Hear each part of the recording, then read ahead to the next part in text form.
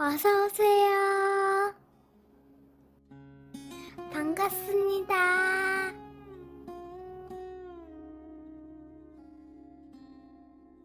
안녕하세요. 저는 결혼한 지 15년 된 유부남입니다. 아이는 딸 둘에 아들 하나 있습니다. 와이프하고는 대학생 때 만나서 연애하다가 졸업하고 직장 생활하면서 결혼을 하였습니다. 그리고 최근에 이혼 소송 중입니다. 정말 답답하고 어이도 없고 억울해서 사연을 보내게 되었습니다. 첫째 딸, 둘째 딸은 쌍둥이의 14살이고 셋째 아들은 9살입니다. 셋째 아들 출산 예정일이 다가올 때쯤 와이프가 육아휴직을 쓰고 끝난 다음에는 퇴사를 하면서 가정주부가 되었습니다. 회사 다니면서 애들 셋을 케어하는 것은 힘들 것 같다고 하였습니다.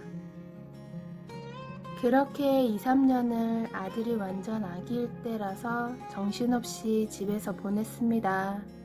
쌍둥이 딸들 준비물 챙기고 먹이고 씻겨서 학교 보내고 갓난아기 모유수유에 기저귀까지. 그런데 아들이 어느 정도 말도 하고 유치원도 다니면서부터는 다시 일을 다니고 싶다고 했습니다.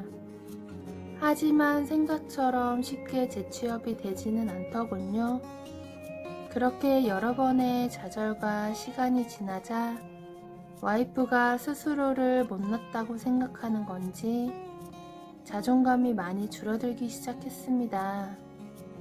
그래서 가게를 차려봐야겠다고 생각했습니다. 그런데 장사를 해본 적도 없고 정보도 없고 게다가 와이프가 낯을 가리는 편이라서 주말에 자전거 동호회를 같이 들게 되었습니다. 운동도 하고 사람들도 많이 만나보고 그 와중에 좋은 정보도 있으면 도움도 받고 두루두루 좋을 것 같아서 시작한 거였어요. 정말 몇 달간은 열심히 같이 다녔습니다. 그런데 평일에 야근과 회식으로 늦고 주말에 아침 일찍부터 자전거 타러 나가고 보통 저녁쯤은 돼서야 집에 들어오니 생각보다 너무 힘들었습니다.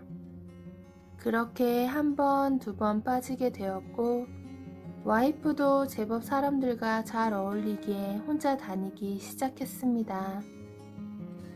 사람이 모이는 곳에는 문제가 생기는 법인데 자전거 동호회도 그런 일이 생기더군요. 회비를 모으던 회원이 몰래몰래 개인적으로 사용하다가 문제가 생기면서 여러 일이 있었고 결국 와이프는 그 자전거 동호회에서 나왔습니다. 그러면서 자전거에 푹 빠진 와이프는 자전거 및 관련 용품 전문점을 창업하게 되었습니다. 그래서 한동안은 저랑 시간 날 때 둘이서 자전거 라이딩을 즐겼습니다. 그런데 저는 운동도 잘 못하고 오래 타지도 못해서 그런지 결국 다른 자전거 동호회를 가입하게 되었습니다. 처음에는 자전거 용품을 팔려고 가입한 줄 알고 회원들 반응이 차갑다며 속상해 하더니 어느 정도 시간이 지나니까 잘 다니는 것 같았습니다. 그래서 몇 번은 저도 같이 나가서 자전거도 타고 왔습니다.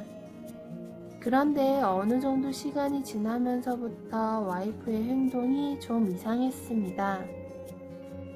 운동복도 이쁜 신상 나오면 좀 입고 다니라고 하면 손님한테 팔아야지 우리가 입고 다니면 되냐면서 처음에 산 운동복을 입고 다녔는데 최근 들어서는 운동복, 운동화 등등 계속 바뀌거나 사서 입고 화장도 점점 진해지는 것 같았습니다.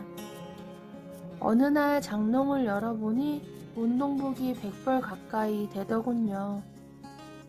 그래서 물어보니 광고 홍보용이라고 말을 하길래 좀 과한 것 같으니 적당히 하는 게 좋을 것 같다고만 하고 더 이상 묻지 않았습니다.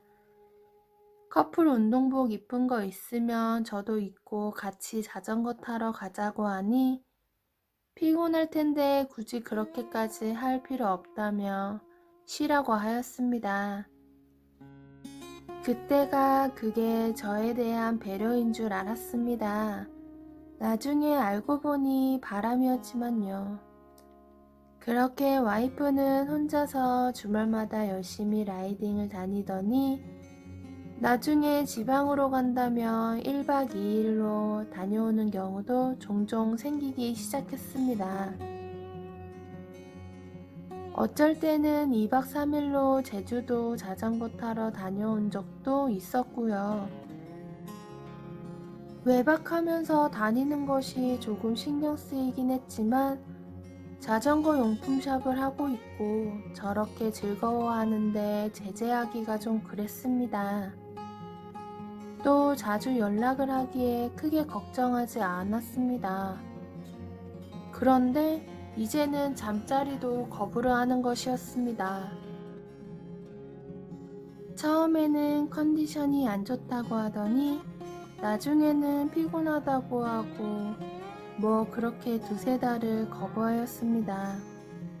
평소에는 저희가 일주일에 한두 번 정도 관계를 가지는 편입니다. 그런데 얼마 후에는 카드 사용 내역에 산부인과도 여러 번 있었습니다. 물어보니 정기검진도 받고 부인과 질병 관련해서 간 건데 말하면 아냐며 온갖 짜증을 다 내는 것이었습니다. 병원 내역이 있으니 걱정이 돼서 물어본 건데 왜 저렇게 화를 불같이 내는 것인지 그때는 알지 못했습니다. 지금 생각해보면 제발 저려서이겠지만요. 주말에는 와이프 자전거 라이딩 가서 혼자 매장 보면서 청소해 주는데 창고에서 남자 속옷도 여러 개 나오는 것이었습니다. 그러면서 못 보던 숨겨놓았던 와이프 다른 핸드폰도 발견하게 되었습니다. 그 안에는 한 명도 아니고 여러 남자와 애정행각과 바람을 피운 내용들과 사진들이 한가득 있었습니다. 낯이 익은 번호도 보였는데 제 친구도 있었습니다. 같이 자전거 동호회 다니던 친구였는데 원래 핸드폰으로 연락할 때는 동호회 관련된 내용만 공유해주는 것처럼 보내더니 숨겨둔 핸드폰에는 완전 과감도 아니었습니다. 둘이서 한 제 욕도 엄청났습니다. 당황해서 멍하게 있다가 증거를 남겨야 될 것 같아서 전부 사진을 찍어 두었습니다. 그리고 그날 저녁 와이프에게 보여주면서 물었습니다. 남자 속옷부터 보여주니 손님들이 탈의실에 벗어두고 간 거라고 처리하기 곤란했는데 치워줘서 고맙다고 하더군요. 아주 뻔뻔하게 말이죠. 숨겨둔 핸드폰과 각종 문자, 음성 메시지를 들려주니 표정이 변하며 다 알면서 뭐를 물어보냐고 묻더군요. 안 그래도 저랑 사는 거 지겹다며 이번 기회에 이혼하자고 하였습니다. 잘못을 저지른 건 와이프인데 오히려 당당하게 이혼을 요구하니 황당했습니다. 그러면서 짐을 싸서 집을 나가버렸습니다. 며칠 뒤 이혼 소장이 등기로 도착했습니다. 재산을 포기할 테니 위자료와 바람에 대한 손해배상 등 어떠한 것도 책임을 묻지 않는다는 조항도 들어 있었습니다. 이때까지는 왜 저런 게 있는지 몰랐습니다. 그렇게 이혼했습니다. 아이들도 제가 데리고 있습니다. 이혼한 지 얼마 되지 않아 큰딸이 엄마 SNS를 하며 황당한 사진을 보여주었습니다. 재혼한 사진과 조만간 출산한다며 초음파 사진이 있었습니다. 너무나 황당해서 연락을 하니 온갖 욕설과 함께 연락하지 말라고 임신한지 몰랐냐며 절대 내 새끼 아니니까 걱정하지 말라고 하며 끊었습니다. 저와 부부의 연을 유지할 때 다른 남자의 아이를 임신한 것인데 사과라도 할 줄 알았는데 저 혼자만의 착각이었나 봅니다. 이렇게 전 부인과 인연이 끝났지만 장모님하고는 연락하고 지내고 있습니다. 못난 딸년 때문에 저와 손주들이 상처받고 고생했다며 이제 없는 딸이라고 하셨습니다. 그래서 가끔 반찬 주고 가시고 식사나 주무시고 가시라고 해도 저 볼 면목이 없다며 저 없을 때 와서 손주들을 보고 가십니다. 항상 그렇게 조용히 왔다 가셨는데 얼마 전에 퇴근하고 집에 가니 장모님께서 짐을 싸서 와 계셨습니다.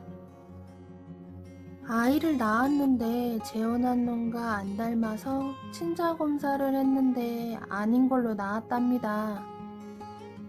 그래서 그 집에서 쫓겨나서 현재 장모님 집에 와 있고 갓난아기까지 메고 왔는데 차마 내쫓지는 못하고 장모님이 집에서 나오셔서 왔다고 하셨습니다.